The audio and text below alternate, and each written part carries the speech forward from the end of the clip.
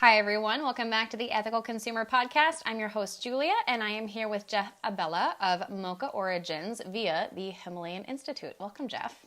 Hey, Julia. Thank you so much. Excited to be here. I'm excited to have you. And you have some fun props with you, which is a little bit more interesting than perhaps some of the episodes that we've had where we've just been talking. Maybe you guys haven't found our YouTube channel yet. Moka Origins has a fantastic YouTube channel, and Jeff has some fun props for later. So if you're listening this on a podcast, you're welcome to continue to listen. But if you'd like some more visual effects, go ahead and head over to YouTube, because this will be a little bit of a show and tell episode too. So I am excited. Jeff, why don't you just start out? I could talk about your chocolate because I ordered some for Christmas for myself and I ordered some for my family and it was freaking delicious. But I would like to hear your story and what made you end up at Moka Origins. You were originally with HI, Himalayan Institute, and it's been kind of a long, crazy journey from there. Yeah, absolutely. So, I'm originally from Madison, Wisconsin, and went to school for audio engineering. Ended up working at a recording studio doing corporate advertising, talent casting, and that was really interesting. I liked what I was doing and was kind of establishing a career, but I always felt a little bit kind of lacking purpose, like spiritually bankrupt. And I found a great not-for-profit called the Himalayan Institute that was focused in Pennsylvania and really anchored here in Honesdale, Pennsylvania. And they were taking their humanitarian programs that they also offer in South and North India and expanding those to Cameroon, Africa, and looking for people that had small business background and willing to really go and serve those programs. And so yeah, I did what I think anyone would do. I quit my job and moved to Cameroon, Africa, to start a cocoa farm. And it's been 14 years since then, and it's been incredible. It's been a great journey. We started working with the Himalayan Institute really for a not-for-profit program. So we build libraries, health centers, and vocational training programs. And we do this in communities that have a lot of kind of underdeveloped infrastructure and rural settings. And they happen to be in coffee and cocoa regions. Kind of my initial focus wasn't really coffee or cocoa. It was these developmental programs. And I've been the country director for this Cameroon project for over a decade. But while living and working in this community, we just really fell in love with the culture and the people. And it's been a place that my wife and two kids have called our second home for 14 years now. And we really also got very familiar with cocoa and coffee, more of the agricultural crops and how important they are for farmers and their livelihood, and kind of became aware of some of the devastating realities about the supply chain and the lack of revenue that farmers earn from selling their beans, and how they really struggle to earn a living wage income from the sale of those crops. And it was kind of upon that realization that I started asking a lot of questions, like how could cocoa and coffee, or chocolate and coffee, two foods that billions of people eat every day, not afford to feed the farmers who grow those beans? And how can a chocolate bar really cost $1 when the cost of those ingredients and ultimately the cocoa is so expensive, and there's so much energy that goes into making that? What is chocolate anyway? And so, all these questions kind of, that was like the moment where it really became clear to me that I wanted to, make that the focal point of my life's work, is to work with these agricultural communities and try to add value and try to plug that effort that farmers, put in every day to a thriving marketplace. And instead of it being just a not-for-profit kind of let's fundraise and develop, what if we could create a sustainable supply chain where chocolate is valued and the quality is higher and farmers are paid their fair share for that? And then we founded Moka Origins in 2015 in Cameroon, Africa, in this beautiful village in the northwest region. It's a farm and training center. I love it. So this has been, you did not originally set out to do things with cocoa and coffee, but you went for more the humanitarian effort and then found yourself with Moka Origins, or what is now considered Moka Origins. That's right. Yeah, exactly. And on the chocolate making side and coffee roasting side, that was kind of an accident.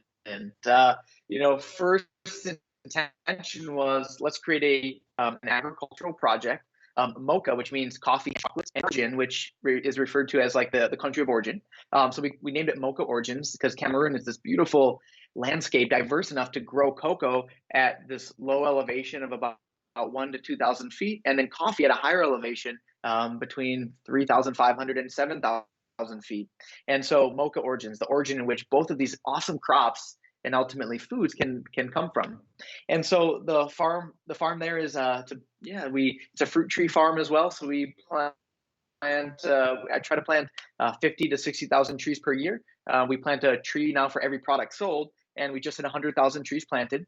And while we're doing that, we're creating a lot of employment. We're also using our farm as like a model. So farmers can come in and we teach different levels of processing at the cocoa stage, meaning post-harvest processing that farmers have to do to create a saleable cocoa bean. And I'll talk more about that in a second. But the value that can be added at that stage is exponential. It's amazing how much more a farmer can get paid for their beans if they take certain steps. So we really focus in on training and just kind of create like this mutually beneficial relationship between Moka Farm and the surrounding farmers. And then we do a lot of seedling distribution and technical support. But ultimately, we ended up just experimenting with cocoa and coffee and buying from a lot of friends. And, this is a story, this is a kind of a 10-year snapshot here. But so we had a lot of almost like family and friends in the area who are growing these beans. And, my daughter and I, we always joke when you see cocoa, it's a beautiful tree. It's a fruit tree and it grows this pod. And it takes about 4 years from the time we plant the seed to getting a tree that can produce a pod. They grow on the trunks of the tree. It's kind of unique, like right off the trunk. And it starts as a flower. And then my daughter and I joke, as her friends are always asking, like, what really is chocolate? And is it really a fruit? Doesn't that make it a No. health food? Like, it's amazing. It flowers and then it grows into like a pickle. And then that like morphs into this football shaped fruit. And so we had a lot of fun buying those beans from our friends. And as our trees start to produce now, we have this beautiful farm that's producing pods. We're doing our own fermentation trials as well. And so we made a lot of really bad chocolate in those early years. I brought over a little chocolate machine. Really, it's kind of a micro factory that I took over to Cameroon that we make chocolate from right off the farm as we test other farmers' fermentation. And it was clear that the value of this is very low because the quality is also very low. And that's going to end up in a low quality chocolate bar, like that bar that's on that $1 or $2 shelf. And so the consumer's, expectation is chocolate is a candy and it's cheap. And farmers kind of paid the price for that low price chocolate. And we start to work with farmers to increase the quality of that cocoa bean that's inside that cocoa pod, and that fermentation and drying, those are big steps of it. I'll spare you on some of the details, but when you ferment properly, you really develop these amazing flavor qualities of chocolate, and they become more of a specialty food. And at that point of value, you can earn a lot more. At that point of quality, you can earn a lot more value for that. And so what we're trying to do is kind of break that poverty cycle of it's low quality cocoa, ends up in low quality chocolate on a really low price shelf.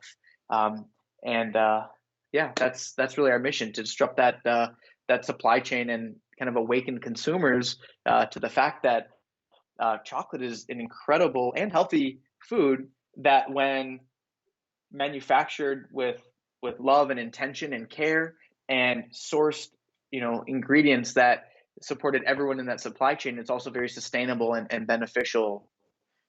So that's really our mission, is to use chocolate as a vehicle to bring about social change. Use chocolate as a vehicle to bring about social change. That is something. That's really pretty beautiful. And the fact that you're choosing just one of my favorite things to eat to do that makes me extra happy.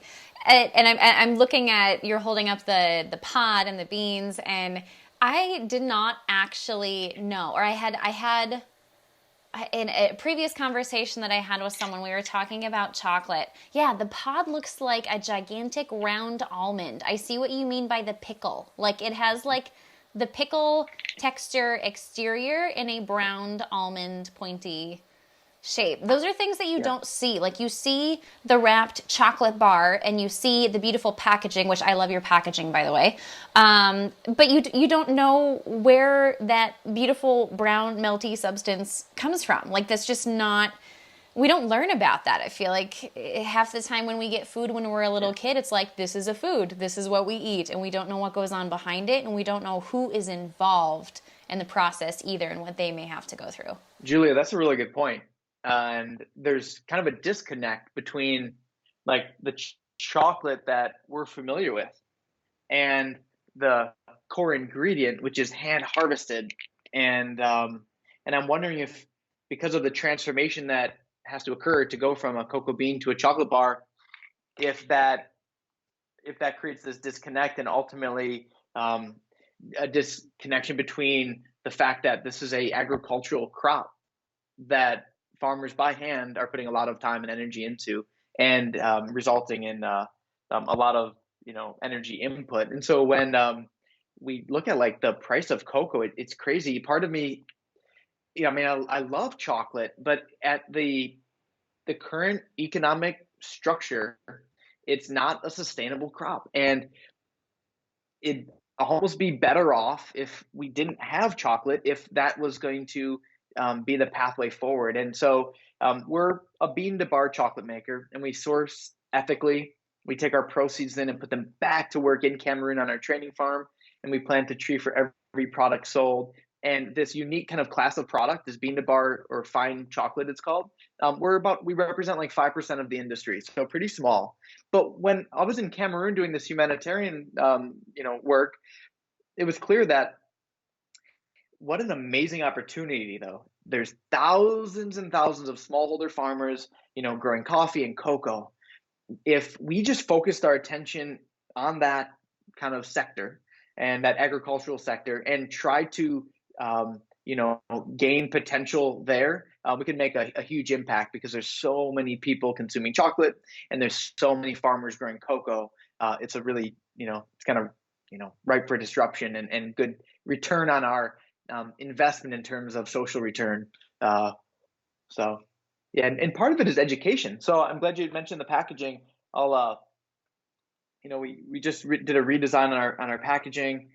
I'm glad you picked up on it. But on the inside, we try to really tell that story. So, well, first of all, so the exterior, and now this is a box, so you can close your chocolate back up unless you finish it in one shot, like I typically do. I didn't. I tried really hard, and I was really proud of myself. I really liked the extra tab that I'm like, nope, I get to have this a couple more times, but it was hard. Exactly why we did that. But on the packaging, so we kind of like overview it's a tree. It grows a fruit. It's fermented. It's roasted. Like there's a whole lot of hand care that goes into making it. And then now, where did it come from? So this Meet the Farmers tab. This is actually an illustration that our head chocolate maker drew. He's an amazing illustrator at night and an amazing chocolate maker in the day. But we had him draw the actual farmer group who are responsible for growing these beans, and then the origin. Where did it come from? What variety of fruit was that cocoa? There's many, just like apples. You have many different varieties of apples, like Red Delicious and Macintosh. Same thing with cocoa, a lot of different varieties. How many farmers? What were they paid? The elevation. So kind of trying to bring about a little bit more awareness using our packaging, so that consumers can get a sense of what chocolate is really made of. You had mentioned before, I started talking about that earlier and then I got sidetracked. It's actually fermented. This I didn't realize until I was talking to somebody else, and they had previously worked for, I have to not get this person in trouble. No one's going to put the connections together. We're good. Previously worked for a large chocolate manufacturing company, and it was a kind of a trade secret that actually what this company does is, as far as their fermentation process goes, they have a really interesting random ingredient. I really wish I could divulge this information, but I'm not going to do that. Could you talk a little bit about that the idea of fermentation and what's going on with that, because I feel like I have something in my head that is not what is actually done. Like when you think of fermented, you think Sure. of, well, I love sauerkraut, I love kombucha, but to think of my Yep. chocolate being fermented, I'm just not sure how that Your how that goes. your mind's going in the right spot though. Okay. It's going in the right direction. Yeah, let me spell this out. I love this because this is really where the chocolate making starts. And what's cool about fermentation and drying is that these are two steps that are really important to good quality chocolate, but they don't happen at the chocolate maker level. They happen at the farmer level. The farmer, in my opinion, is responsible for that first step of making good quality chocolate. And so here's this whole process chain, if you will. The tree grows, the tree produces a fruit, and every year the farmers are harvesting this fruit. And that fruit inside of it, and by the fruit, I mean the cocoa pod, and this is dried. Typically, they're bright pink, red, yellow, orange, purple. They're amazing. My daughter, when we walk through cocoa forests, she like it's like what did she refer to as like Christmas trees? They're just like lit up with these beautiful pods. But you break them open. The farmer breaks them open, and right away needs to scoop out what are these cocoa beans.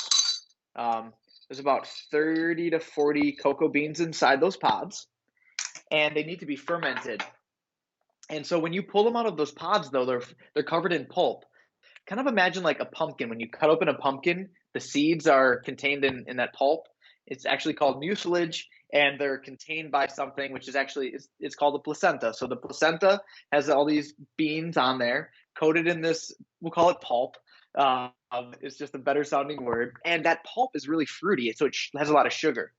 And so the first step is taking all that sugar coated cocoa bean and putting it into a fermentation stage. And so the farmers do this typically using banana leaves, putting like heaping them on leaves on these big beautiful banana leaves and then covering them.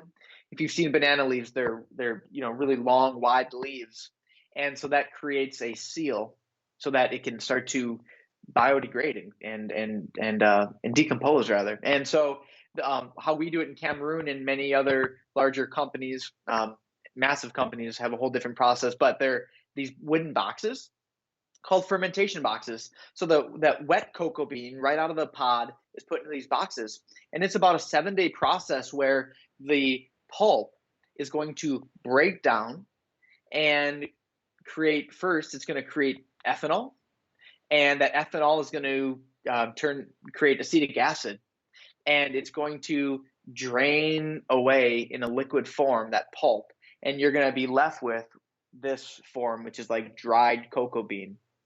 And the fermentation is so important for flavor development.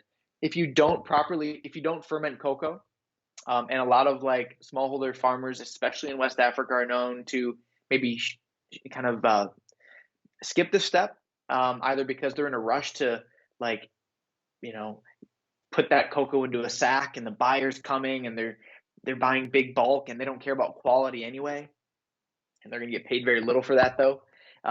But it's just a skipped step often. And so when you don't do it, the chocolate, you will notice the difference, especially if you're making like a dark, like 2 ingredient, 72% chocolate. If it's not really, really good specialty fermented cacao or cocoa, you'll taste that difference. So fermentation, then it breaks down those, the sugars, and it turns into acetic acid, and that's where you're developing the flavor. So you'll have, an example like our beans in Cameroon. The flavor of those cocoa beans, there's a little bit of cherry note. It's almost like brandied cherry and like fudge brownie. That's kind of like the flavor profile of those beans.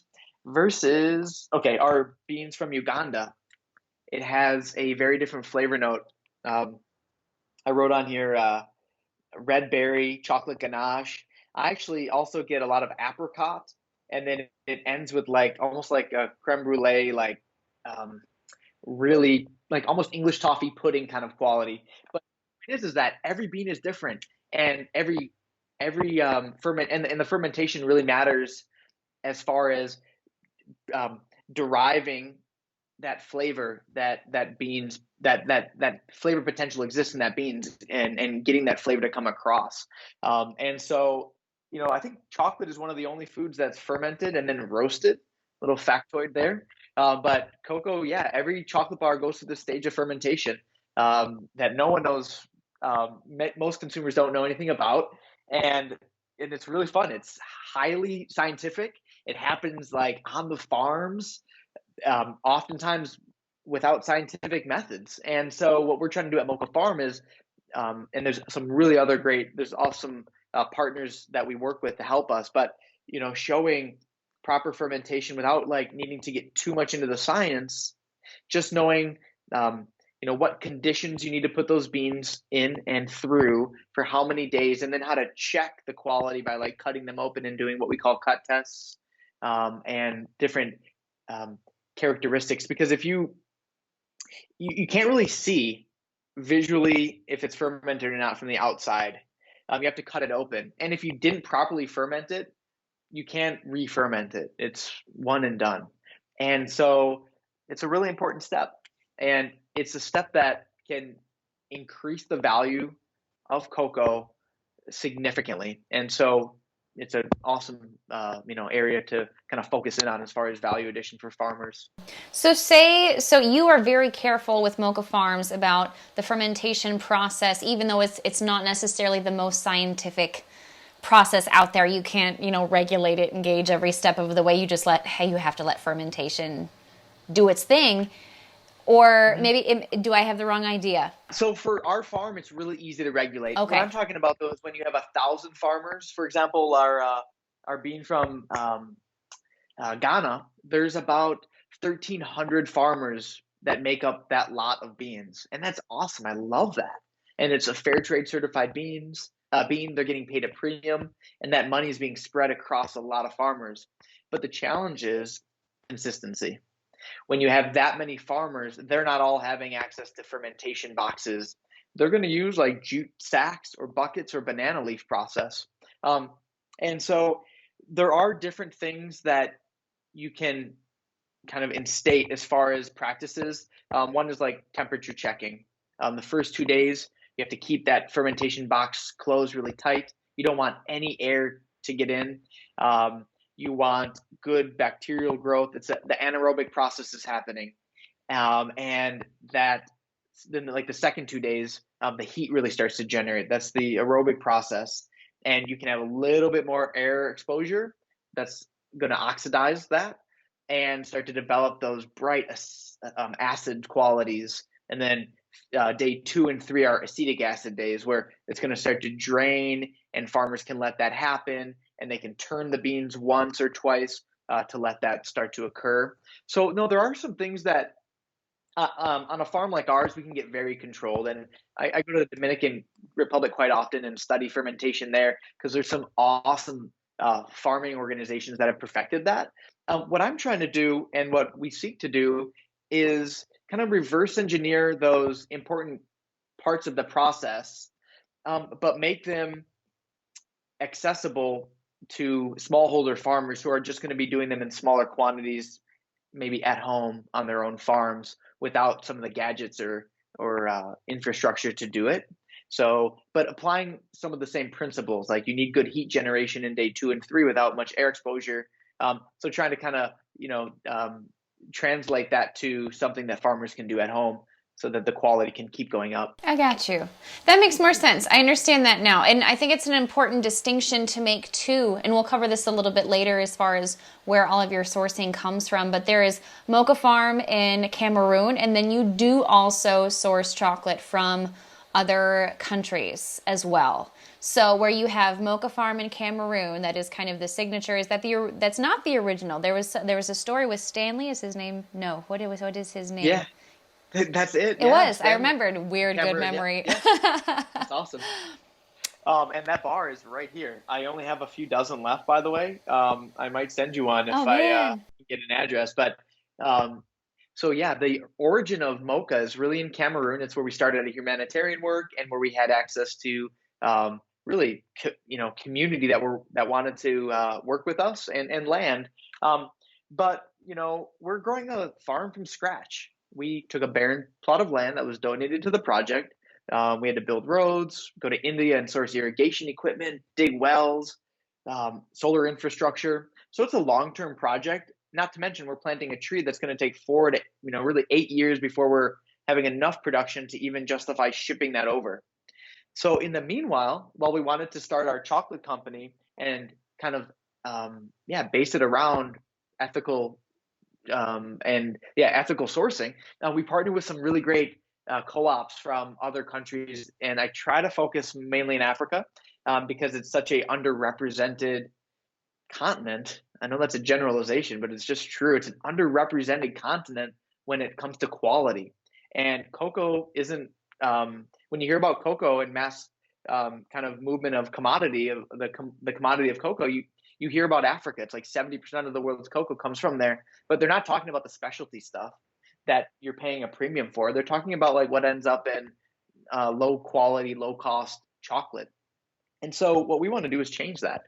You can produce amazing quality cocoa in Africa, and they're doing it, and we're proud to represent those farmers in our line of chocolate. I love that. That's one of the stories. Also, guys, their website is absolutely amazing. The Moka Origins website and the Himalayan Institute website, as far as like what their humanitarian efforts go for, there is so much good information on there that it's really kind of mind-blowing. Like that was a very eye-opening experience just to read what you had on there, not only about your story and the process, but how long it takes. Here in the Midwest, you grew up in the Midwest too. What you did outside of Madison, did you say, in Wisconsin? Yeah. Yeah. Mm-hmm. So here we have corn and soybeans, and those come up pretty Right. quick. It's not an insta crop, but you get yield every year. So in order to Yeah. start an actual maybe we should clarify this. Is it cocoa or is it cacao? And what is the difference? Gosh darn it.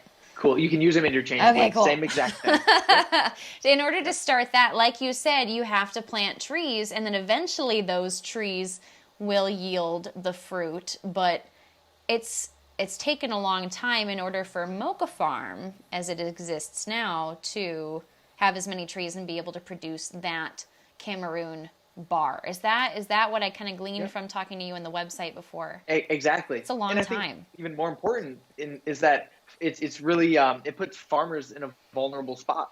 If they're going to take their 1 acre of land and do something with it, unlike corn, which the next year you might do alfalfa and then soybean and then something else, cocoa is going to be what they are committing that land to, and it's going to be a long-term catch crop. By the way, when they plant on that land, they have to nurture that seed to a tree, to a fully matured tree, and that'll take 3 to 6 years, the range. But they're not going to see any value for that effort until then. So one of the things we wanted to do on Moka Farm was demonstrate a different kind of model called intercropping. So we grow, for example, cocoa, and then 1.5 meters away, we grow a banana tree, and then a plantain tree, and then a mango, papaya, avocado. We have grown this model where you can come in and see how you're growing a cocoa tree, and you'll have access to that as far as economic value in about 4 years. But the banana will start yielding within 9 months. So it's a model of land use that allows more diversity as far as your economic yield goes, and then also the ecosystem. The banana tree grows fast, broad leaves, and it shades the cocoa tree. Meanwhile, then you can start growing food crops underneath, and then more sparsely planting higher value, longer term, like shade trees. Like mango is a great one that we've been growing. It's a huge canopy, awesome value over time, and it really restores the environment. So regenerative cocoa, as far as planting a diverse range of crops within that plot, giving farmers access to immediate income, as well as kind of nurturing that long-term cash crop that they've planted. Sure. I can imagine starting, I mean, I think all of us start projects and have to wait for years for them to yield, but starting something and just, I mean, first of all, having that faith that everything's going to be okay. I don't know if there are monsoons that happen in Cameroon or what other possible natural disasters that occur. Terrible. But you put all of your money into that, and then it's like, I just waited 5 years and I just got my dang trees and then this happened. Yeah. And that's really unstable. That's something that I never would have thought about previously, thinking about chocolate. You just, living in the Midwest too, you just see rows of established farms. And again, slightly, not risk-free, but less risk involved, that you just assume there's these happy little cacao trees somewhere and everything's fine and dandy. And I mean, obviously we have natural disasters here. Unfortunately, many crops were taken out by the derecho storm that happened, I think it was last July. I don't quite remember. It was a land hurricane in the Midwest. I don't know if you got wind of that out there, but it was devastating. And you don't think about, how much the supply chain can be disrupted. And if it's already kind of a delicate situation, what was the number that you said? What percentage of the world's chocolate comes out of Africa, but it's kind of the 70. questionable origin. What was that? Sorry. About 70. 70%. That's a lot at risk. Yeah. But I think your point, and just farming in general, is maybe undervalued. Undervalued probably just is a really good word for it. It's farmers take on a lot of the initial effort that feeds the world, and they take on all the risk. And I think that risk needs to be recognized and factored in to the supply chain economics. And it's not. And so when something does go wrong, they take a great hit and usually a loss. And then it amplifies in certain areas. When you talk about like long-term tree crop farming in West Africa, where there's no mechanization, we don't have road access. Fires are terrible in the dry season, bushfires. We recently lost about 10,000 trees, which might not sound like a lot, but it was several years worth of work and a lot of investment. But when you're a smallholder farmer, doing all of your income and savings, which you had planted. So the risk is really, really high for farmers in general. And just want to see that risk being compensated against in form of compensation that really satisfies farmers at every level. Definitely, especially if they're not necessarily the ones that are setting the price. As far as I understand, in the chocolate and coffee industry, that's not necessarily regulated at the ground level. For you guys, I believe it is, but for the larger industry, I don't know. I don't know that much about that process. I've talked about it with one of our previous coffee guests, but sometimes it's you sell to who you can sell to. And that's not always the best or advantageous situation for the farmer. They have to offload it, they have it, and they're not compensated properly. And often it's like, it's school season and I got to pay school fees. So shoot. Okay, the market's really cheap right now because everyone's doing this. But let me relinquish my stock. Things like that. Yeah. And so when we talk about just pricing in general, the cocoa price is the value is based off of, it's not based off of the living wage income needs of farmers. It's based off of the stock exchange price and the commodity price of cocoa. And it ultimately is based off of what it costs to produce a really cheap chocolate bar. And when 95% of the cocoa ends up in that chocolate, that's a lot of consumers saying we demand and require low cost, cheap chocolate, which is just going to keep farmers in that cycle of poverty.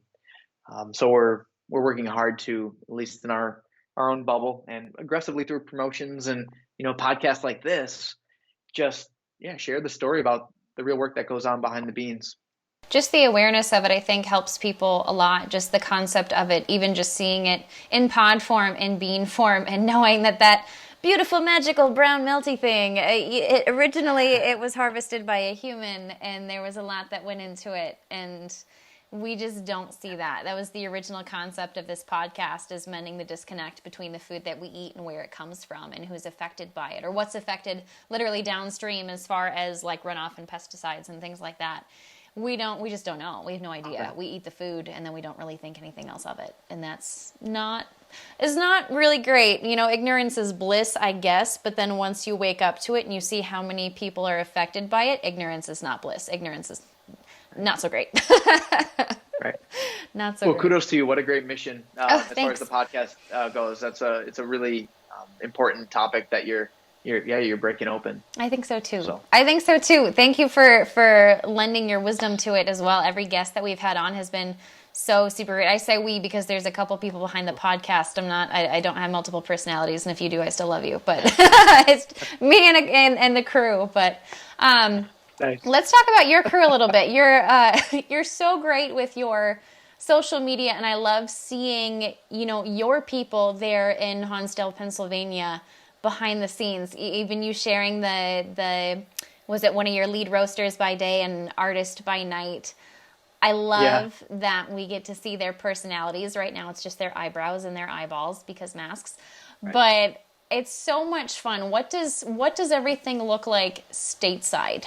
We have an awesome team. I still kind of think of us as a startup. We're about 4 years in here, and but we're building a food manufacturing company, so the runway is kind of long, and so we're innovating constantly. Year one was building our factory. Okay, let's get marketing going.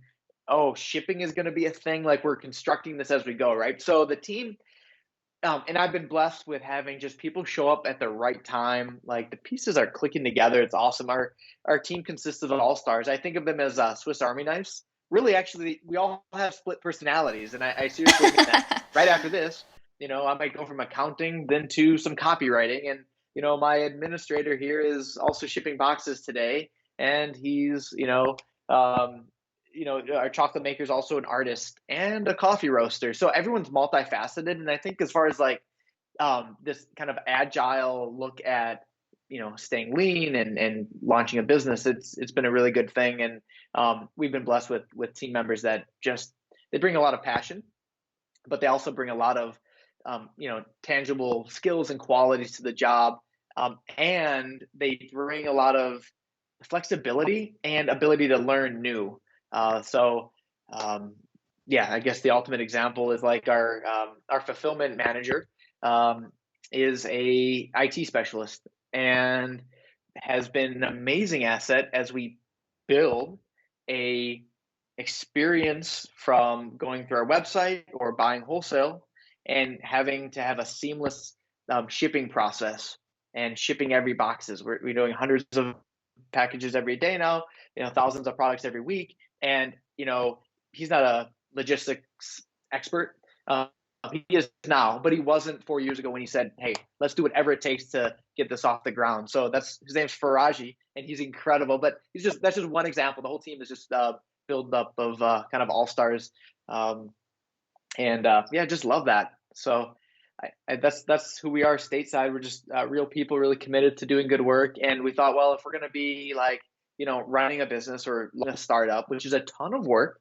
If you've ever started your own business, if people are listening, like it's not easy. And there are days when, gosh, you're competing against, it feels like you're competing against, huge companies. They already have like market traction and momentum.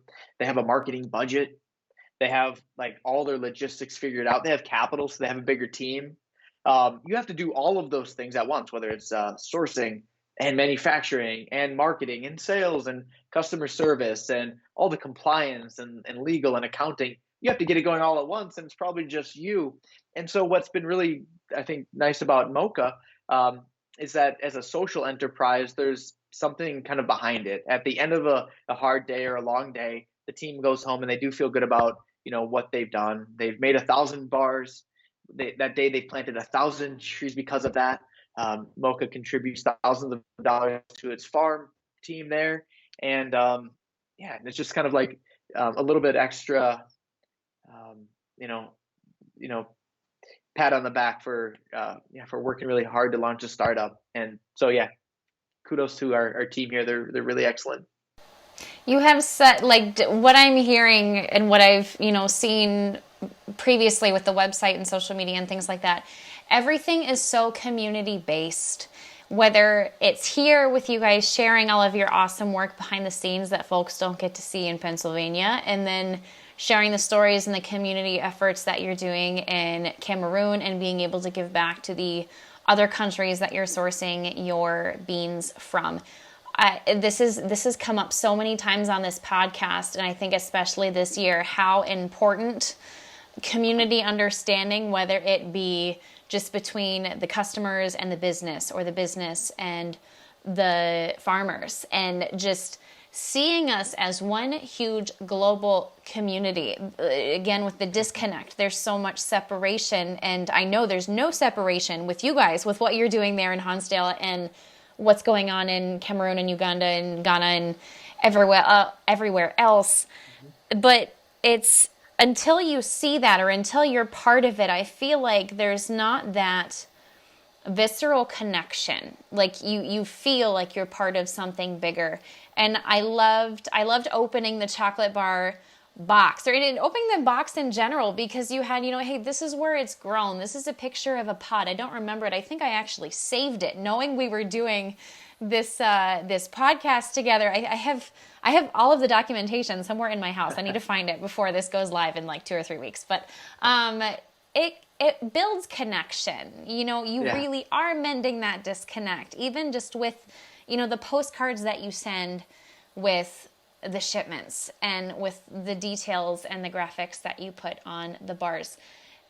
Once you see that your purchase power matters, once you see that your selection process really is supporting something, not necessarily bashing or going against something else. We like to keep it a little positive, at least, but you are choosing to support this mission. And that, I think, is just, it's something that's so important for everyone to know and continuously be reminded of, because we hear about it, we realize it, and then maybe we forget, or maybe it's not a convenience thing.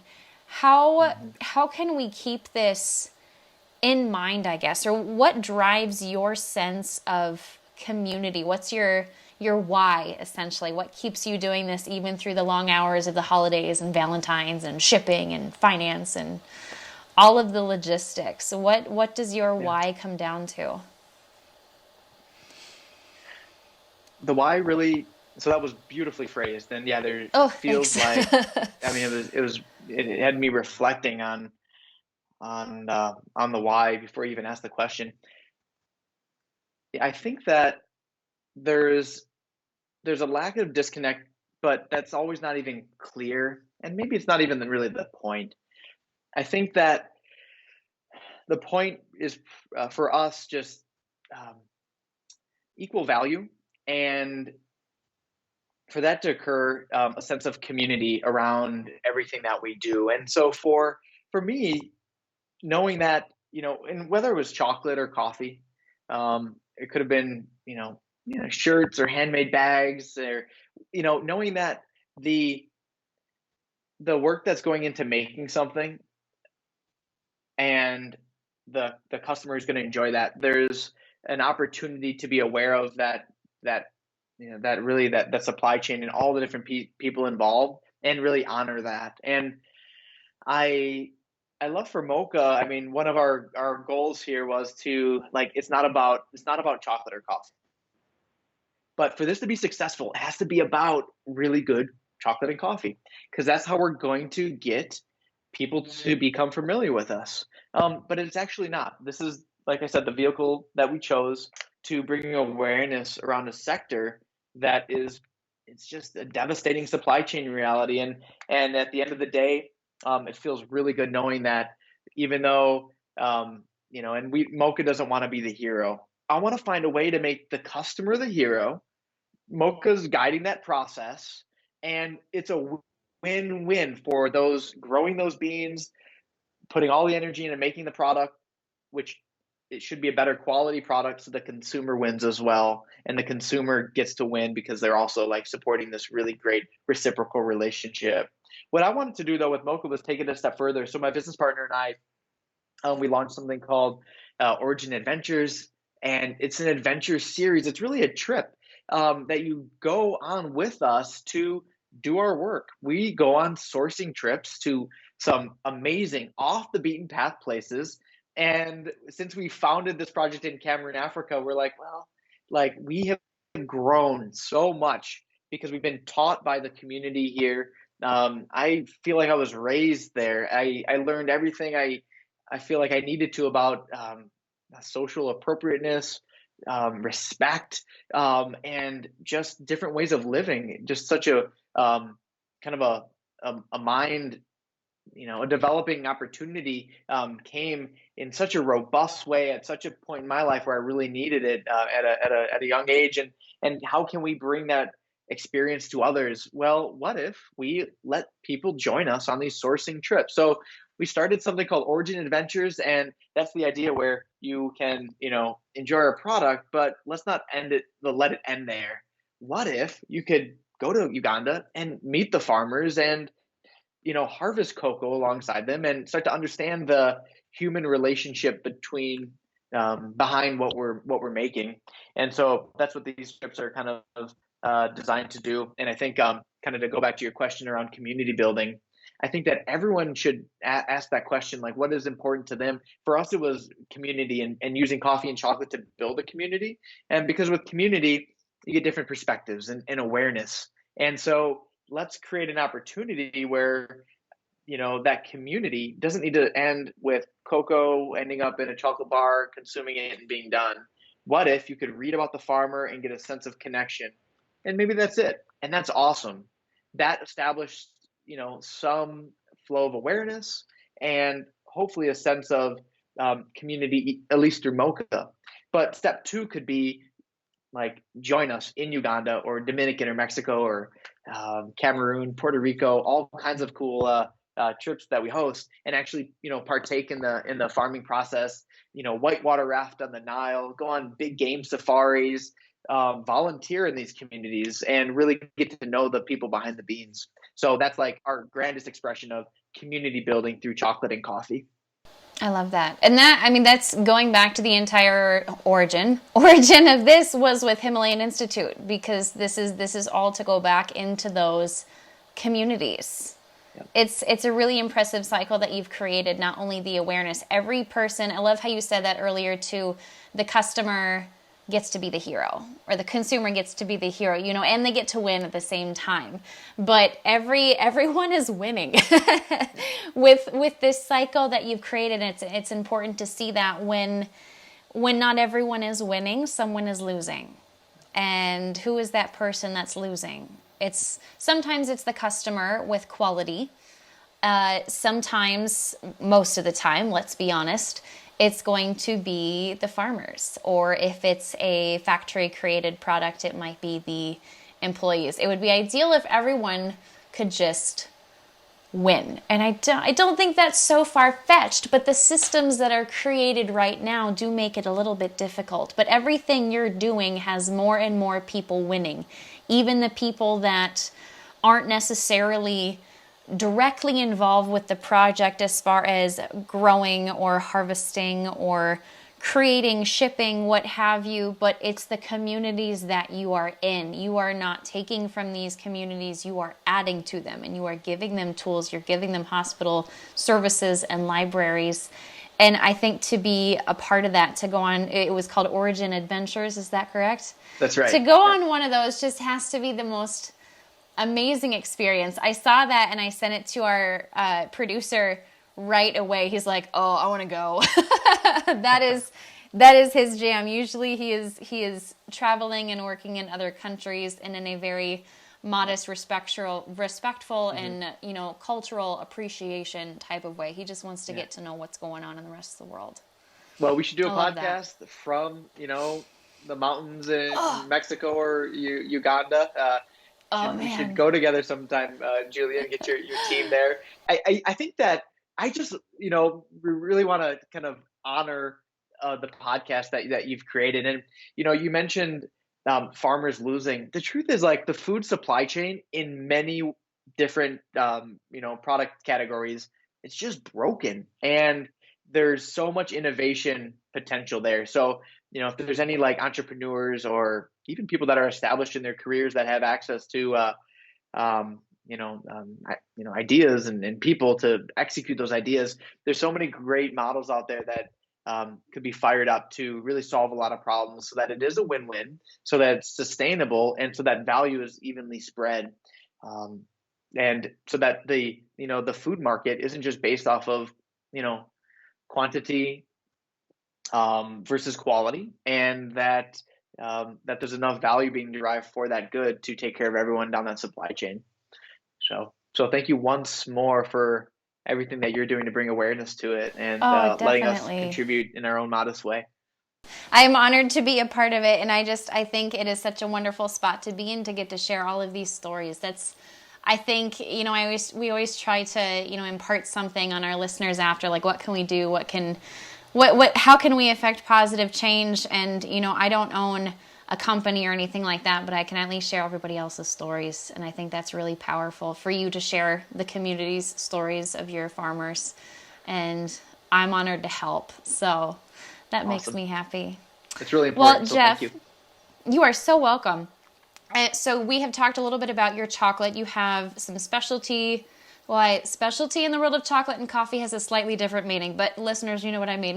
There's peppermint chocolate that you had over Christmas. I had some of those and they were wonderful. There's a toffee. There's a couple other different ones. There's a milk chocolate. There's a caramel, I believe. I think I got my brother that one.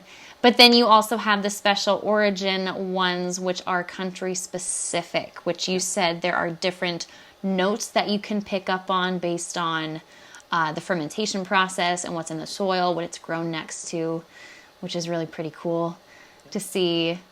A plain, we're going to call it a plain chocolate, but it has its own characteristics and its own personality. Oh, they're amazing. Yeah, and that's the whole world of specialty chocolate. A lot of specialty chocolate makers only make those plain dark chocolates. And they're great. And the one from Dominican will taste different than Ecuador, Uganda, Tanzania, Cameroon, they'll all have these different qualities. Which is fun. And so we have a whole line of single origin plain dark chocolates.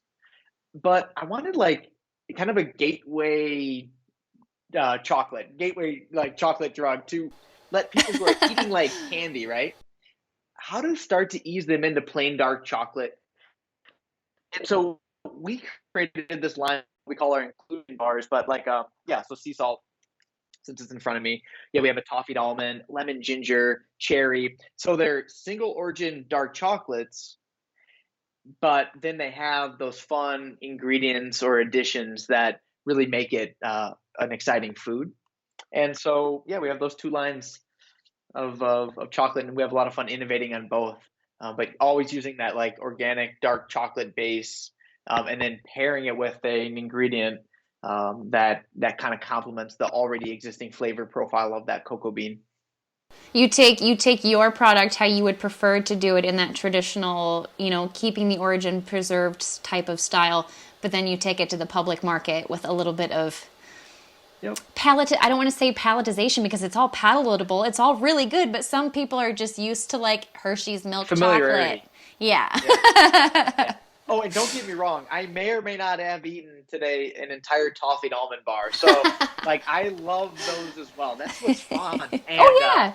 And I also think, on the culinary side too, and we'll have some chefs come in and they'll have these flavor ideas and they're just brilliant. And so I really honor just food and kind of like, that Epicurean ability of the culinary experts to take an ingredient and combine it with others. So that's a lot of fun. And just whatever we do though, we're gonna use integrity and we're gonna use really good single origin dark chocolate, and then also make that line available just for kind of more of the purists who just want that plain dark bar.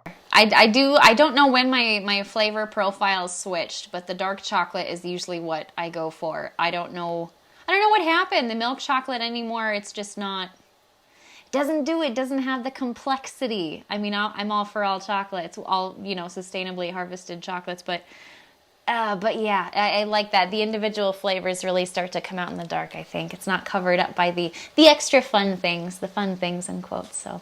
Exactly.